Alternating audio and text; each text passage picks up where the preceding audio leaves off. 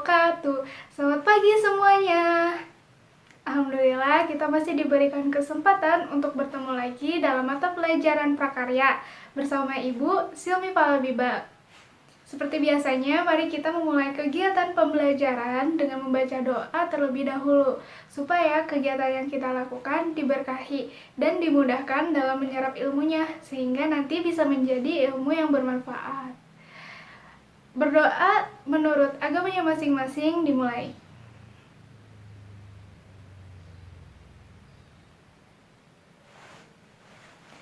Berdoa selesai. Nah, Ibu akan cek dulu kehadirannya ya. Ini kelas 9A ya. Pertama, Afifah Hadian. Hadir. Aisyah Nurul Mulya. Hadir. Aliata Nadia Marlitiana. Aliata izin kemana? Oh, ada acara keluarga. Baik. Lanjut ya. Arya Yuliana. Hadir. Gina Nurul Ajmi. Maria Mustafa. Nadia Ulhaq. Novia Rezmulyani. Nur Fitri Roshida. Nurul Nadrota Naima. Rizka Latifah. Salwa Fahira Supratman. Silmi Farha Fauzia. Siti Sofia. Ada yang belum terpanggil namanya? Sudah semua ya? Tadi berarti jumlahnya ada 12 orang ya? Satu orang nggak hadir. Itu Alieta. Nah, masih ingat kan kalau misalnya Ibu bertanya, bagaimana kabar kalian hari ini? Kalian jawab apa coba? Luar biasa. Mari kita coba ya. Bagaimana kabar kalian hari ini? Luar biasa. Nah, karena keadaan kita sekarang udah luar biasa, kalian udah siap dong untuk belajar? Harus siap ya. Nah, masih ada yang ingat gak materi kemarin kita mempelajari tentang apa? Benar ya, kemarin kita belajar tentang pengolahan bahan dari hasil ikan dan daging menjadi bahan pangan setengah jadi bersama Ibu Arya ya kemarin. Nah, jadi sekarang kita akan mempelajari tentang pengolahan bahan pangan setengah jadi dari hasil ikan dan daging menjadi makanan siap konsumsi. Terlebih dahulu kita akan membahas tujuan pembelajaran dari materi ini. Yang pertama yaitu peserta didik mampu menjelaskan pengertian bahan pangan setengah jadi hasil perikanan dan peternakan. Yang kedua, menyebutkan jenis dan manfaat bahan pangan setengah jadi dari hasil perikanan dan peternakan. Yang ketiga, mendeskripsikan teknik pengolahan makanan dari bahan baku peternakan dan perikanan. Yang selanjutnya yaitu mendemonstrasikan pengolahan bahan pangan setengah jadi dari hasil perikanan dan peternakan dengan originalitas ide dan cita rasanya sendiri. Yang terakhir yaitu memodifikasi pengolahan bahan pangan setengah jadi hasil perikanan dan peternakan menjadi peluang usaha dalam bisnis kuliner. Ada pula indikator pencapaian kompetensi. Yang pertama, menjelaskan konsep dan pengertian bahan pangan setengah jadi dari hasil perikanan dan peternakan. Yang kedua, mendeskripsikan jenis dan manfaat bahan setengah jadi dari hasil perikanan dan peternakan. Yang ketiga, menjelaskan teknik pengolahan makanan dari bahan baku setengah jadi hasil perikanan dan peternakan. Nah, selanjutnya materi yang akan kita pelajari yaitu yang pertama, konsep dan pengertian bahan setengah jadi. Yang kedua, jenis dan manfaat. Yang ketiga, yaitu teknik pengolahannya. Nah, sekarang kalian boleh mengeluarkan alat tulis menulisnya dan keluarkan juga buku paket prakaryanya. Kemudian buka halaman 116. Oke, Ibu mau bertanya kepada kalian semua, siapa yang di sini suka makan nugget? Yang makan sosis? Yang makan bakso?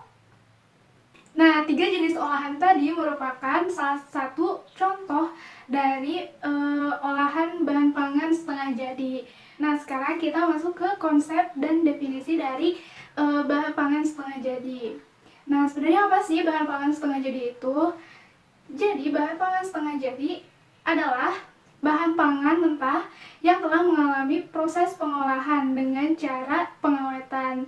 Nah, biasanya bahan setengah jadi dari hasil perikanan dan peternakan tidak semuanya dapat dikonsumsi langsung, tetapi harus ada pengolahan lebih lanjut untuk memiliki cita rasa yang enak. Sekarang bahan pangan setengah jadi hasil perikanan dan peternakan ini sudah banyak diproduksi. Kenapa? Karena bahan pangan setengah jadi ini memiliki daya tahan yang lama sehingga banyak orang-orang yang lebih memilih untuk membeli bahan pangan setengah jadi ini karena olahan bahan pangan setengah jadi ini dapat disimpan dalam keadaan beku dan kering, jadi praktis dan cepat untuk pengolahannya. Nah, yang kedua yaitu jenis dan manfaat. Yang pertama nih, siapa yang di sini suka bakso ikan? Wow, banyak banget ya yang suka, karena emang rasanya juga enak ya. Nah, kalian tahu nggak bakso ikan ini biasanya terbuat dari ikan apa? Tuna. Nah, terus siapa lagi? Ayo, siapa lagi? Ya, jadi benar ya, biasanya bakso ikan ini terbuat dari ikan tuna atau juga bisa dari udang, surimi, dan ikan marlin. Nah, proses pembuatan bakso ikan ini yaitu dengan daging ikan digiling dan dicampur dengan tepung tapioka. Dan kemudian pembuatan bakso ikan ini tuh biasanya setiap rumah berbeda ya. Setiap rumah mempunyai bumbunya masing-masing karena disesuaikan dengan cita rasanya sendiri. Yang kedua ada dendeng cumi. Di sini siapa yang pernah mencoba dendeng cumi? Belum ya? Belum pada pernah? Ya, sama ibu juga belum. Tapi dendeng cumi ini merupakan salah satu makanan tradisional Indonesia yang terkenal ya sebenarnya. Nah, proses pembuatan dendeng cumi ini yaitu lembaran cumi dikasih gula, garam, dan bumbu, kemudian dikeringkan. Nah, dikeringkan ini yang menyebabkan cumi dendeng ini tuh dapat bertahan lama karena dalam kondisi kering gitu, sehingga banyak juga nih usaha untuk menjual dendeng cumi karena memang dapat bertahan lama dan mudah untuk diperjualbelikan. Nah, yang selanjutnya ada terasi udang. Nah, terasi udang ini ada yang suka, ada yang enggak. Ya, karena terasi udang ini mempunyai aroma dan rasa tersendiri ya. Biasanya terasi udang ada dalam olahan masakan apa coba? Benar banget ya, sambal. Biasanya terasi udang ini digunakan dalam sambal, apalagi orang Indonesia suka banget dengan masakan sambal. Nah, terasi udang ini bahan dasarnya apa coba? Pasti udang dong ya. Nama lain biasanya nama lain dari udangnya apa? Bener banget, rebon. Jadi terasi udang ini biasanya terbuat dari rebon. Nah, yang nantinya direbus terus digiling biar jadi pasta gitu.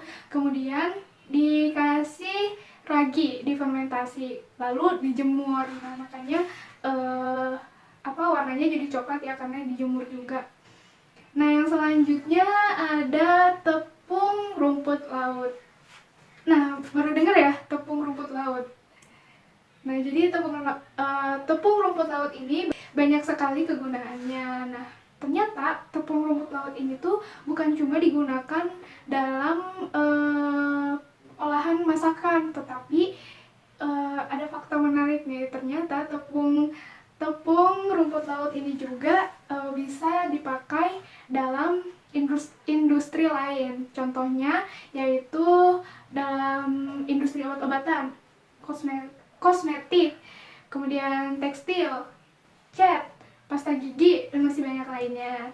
Nah, yang selanjutnya ada telur asin. Siapa di sini yang tahu daerah penghasil telur asin yang terkenal? Benar banget, Brebes. Jadi Brebes ini merupakan daerah berada di perbatasan Jawa Barat dan Jawa Tengah. Nah, kalian mungkin sudah tidak asing ya dengan telur asin. Telur asin ini biasanya menggunakan telur apa coba? Telur bebek, ya benar. Bisa telur bebek, bisa telur itik. Nah, teknik pembuatan telur asin ini banyak banget ya sebenarnya. Ada yang menggunakan teknik dengan batu bata, abu, terus bisa juga direndam dengan air garam. Yang penting telur asin ini cara pengawetannya yaitu dengan diasinkan. Nah, yang selanjutnya yaitu ada dendeng daging. Dendeng daging ini biasanya menggunakan daging sapi. Daging dipotong tipis, kemudian dipisahkan dengan lemaknya, dibumbui bisa dengan saus asin, asam maupun manis. Nah, kemudian nanti dijemur, bisa menggunakan api kecil ataupun dijemur. Nah, yang selanjutnya yaitu kornet. Kornet ini merupakan gilingan daging halus yang berbumbu. Kornet ini dikemas dengan kaleng ataupun sasetan. Karena biasanya kalau kornet kalengan itu biasa bertahan 2 tahun dalam suhu kamar. Nah, kornet ini biasanya dicampur dengan masakan perkedel, roti lapis, telur dadar, ataupun masakan lainnya. Yang selanjutnya yaitu keju. Nah, mungkin kalian ada yang suka ya keju, ada juga mungkin yang enggak, karena biasanya buat yang enggak tuh enak gitu rasanya karena dari susu kan. Nah, keju ini terbuat dari susu. Bisa susu sapi, kemudian bisa juga susu kerbau, susu kambing. Nah, terus keju ini banyak sekali cara pembuatannya, dan oleh karena itu banyak juga macam-macam keju. Semua itu tergantung dengan bahan yang digunakannya, susu sapi atau susu kerbau, seperti itu juga tergantung dengan proses pembuatannya. Nah, yang selanjutnya yaitu teknik pengolahan makanan dari bahan pangan setengah jadi menjadi makanan siap konsumsi. Yang pertama ada penggilingan. Nah, teknik penggilingan ini dilakukan dengan cara yang pertama, ikan, daging, atau unggas itu dicuci dengan bersih. Kemudian dimasukkan dalam grinder. Grinder itu alat penggiling daging. Nah, kemudian digiling. Nah, pas di awal penggilingan itu harus diberikan garam, karena garam ini berfungsi untuk meningkatkan kerekatan pasta. Kalau misalnya garam dikasih di akhir penggilingan, itu bisa sifatnya menurunkan kerekatan pasta. Nah, setelah digiling, nanti ada pengadonan. Pengadonan ini dikasih dengan tepung tapioka, itu untuk menjaga kekenyalan adonan. Kemudian ditambah bumbu-bumbu lainnya, seperti rempah-rempah dan gula. Nah, jika semuanya sudah tercampur, kemudian dicetak. Yang kedua yaitu pemanggangan. Pemanggangan ini biasanya untuk membuat steak. Jadi daging ikan atau daging sapi, daging ayam itu bisa dipanggang langsung menjadi steak. Nah, lama dari pemanggangan ini biasanya tergantung dengan ketebalan dagingnya, filetnya, seperti itu. Nah, yang selanjutnya yaitu menggoreng. Nah, teknik menggoreng ini tergantung dengan masakan apa gitu ya yang akan kita buat. Nah, ibu akan mencontohkan, misalnya kita akan menggoreng filet ikan atau unggas. Teknik menggorengnya yaitu menggunakan banyak minyak dengan jumlah yang cukup sampai daging itu terendam. Kemudian pastikan minyak itu panas supaya nanti kulit pelapisnya menjadi renyah. Nah, pada saat sudah panas minyak, baru dimasukkan filet ikan atau gasnya dan dimasak dengan api sedang. Nah, itu dia materi kita hari ini. Apakah ada yang ingin bertanya? Oke, dari Mariam. Nah, Mariam bertanya nih, yogurt itu termasuk olahan bahan pangan setengah jadi atau bahan pangan jadi? Karena biasanya yogurt juga bisa dikonsumsi secara langsung gitu ya. Ada yang ingin menjawab?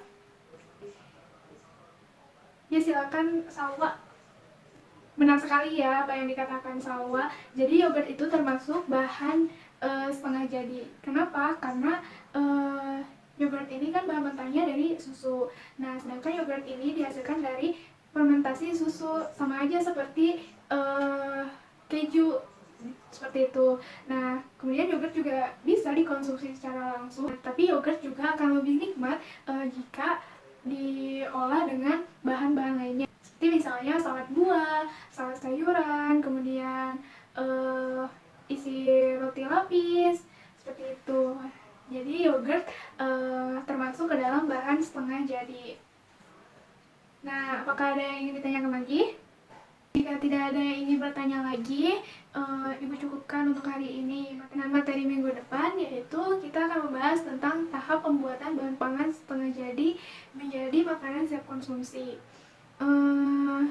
Untuk itu kalian boleh membaca buku paketnya atau mencari referensi dari sumber lain seperti misalnya internet atau kalian mencarinya di YouTube. Karena pembelajaran kita sudah selesai, mari kita berdoa memanjatkan syukur dan semoga kita dapat bertemu lagi di minggu depan. Berdoa menurut agamanya masing-masing, dimulai.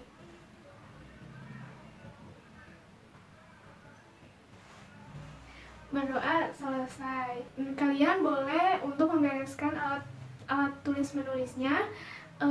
Boleh juga dimasukkan buku paket prakaryanya ke dalam tas kalian dan siap-siap untuk mengikuti kegiatan pembelajaran selanjutnya. Ibu ucapkan terima kasih. Wassalamualaikum warahmatullahi wabarakatuh.